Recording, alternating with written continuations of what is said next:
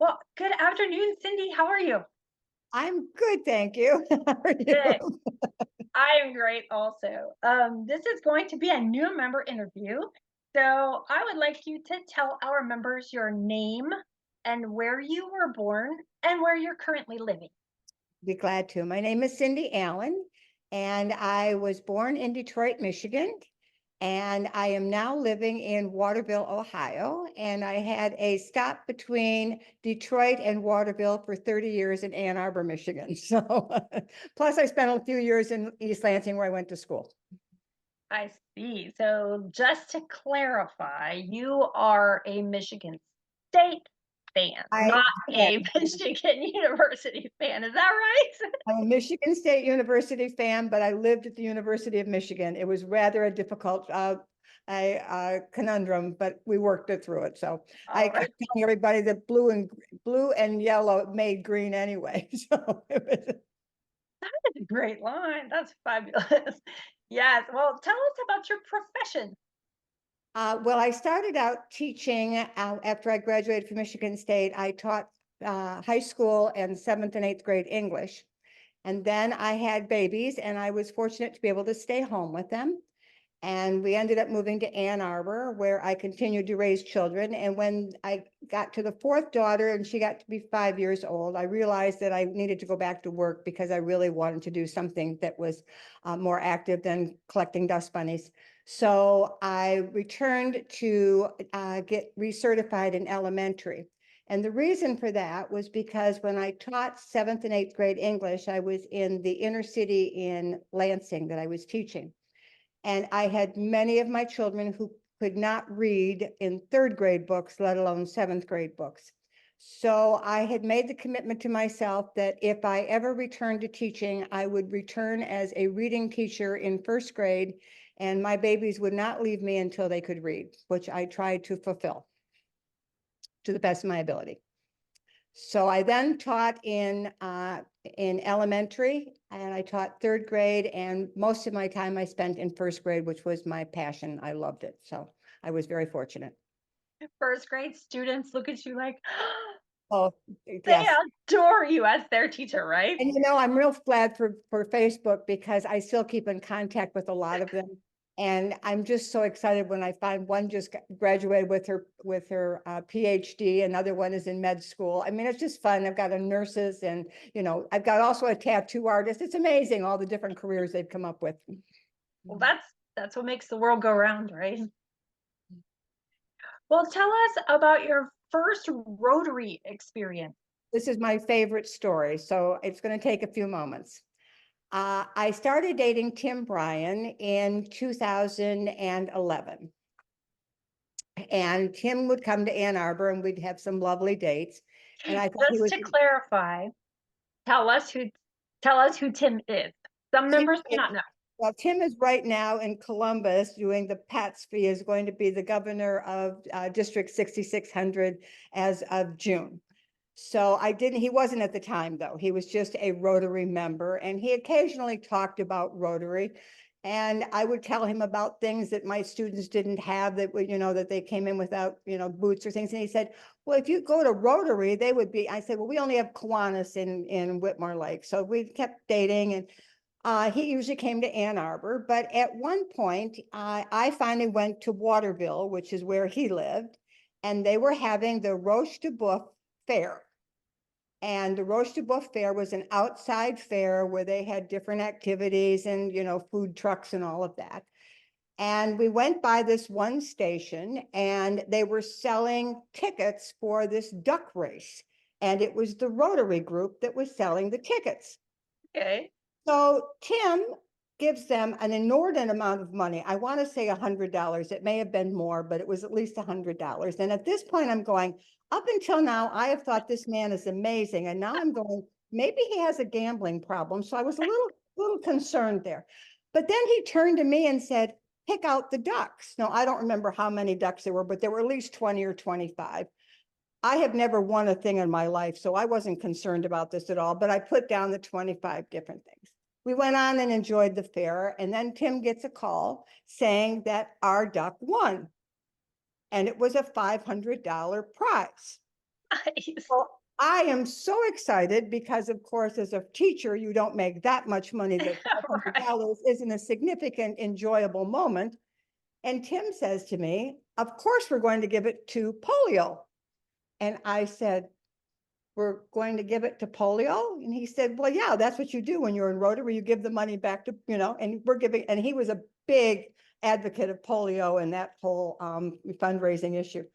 So now I have a conundrum. This is a moral conundrum of it's his money, but they were my choice of ducks. Oh, right.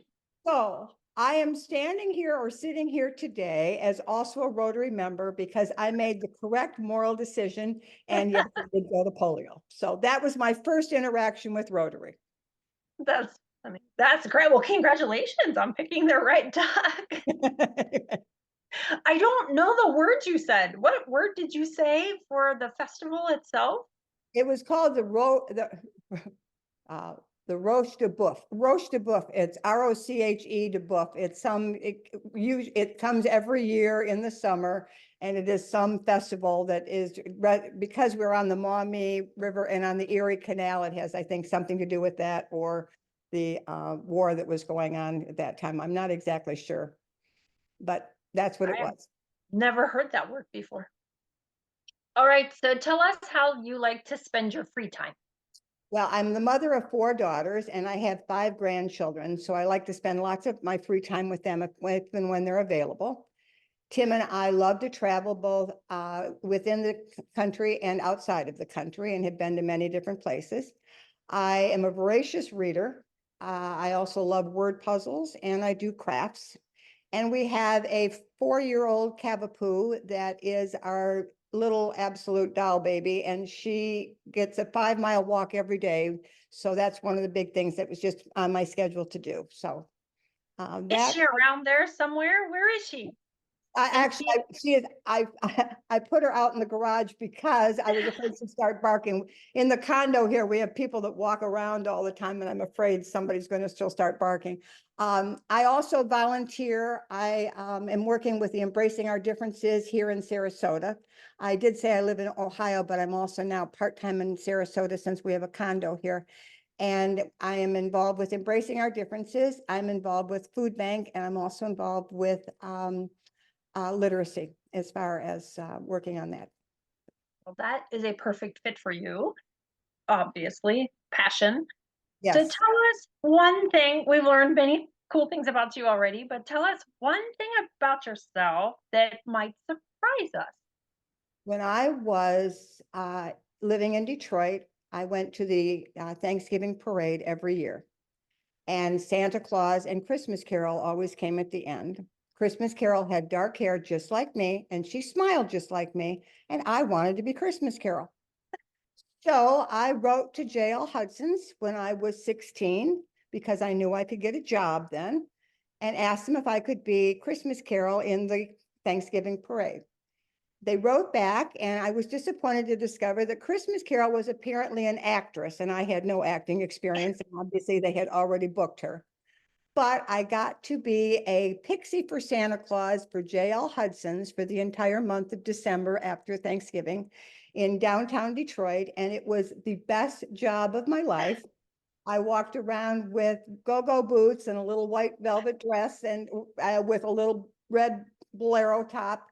And we just had there were like 4 or 5 Santas. So there was quite the intricate thing of getting kids and to see the different Santas. But it was back when everything was magical and the entire 12th floor of J.L. Hudson's was all, made out into fantasy wonderland. So it was a wonderful experience. So that was my favorite job. How fun. So cool. You need to pull out some pictures for us. Actually, I do have one. On you right now? Did you Actually, get you your know what? This is funny. My sister just came back from visiting here, and she had found some DVDs of my or some not that film projectors. My mom had just a minute. I do have one. Just a second. this is so exciting, a bonus. We were waiting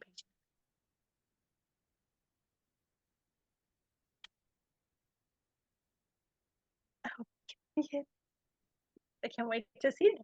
I wonder what year it was. I just have to She'll find- probably tell us. Yeah.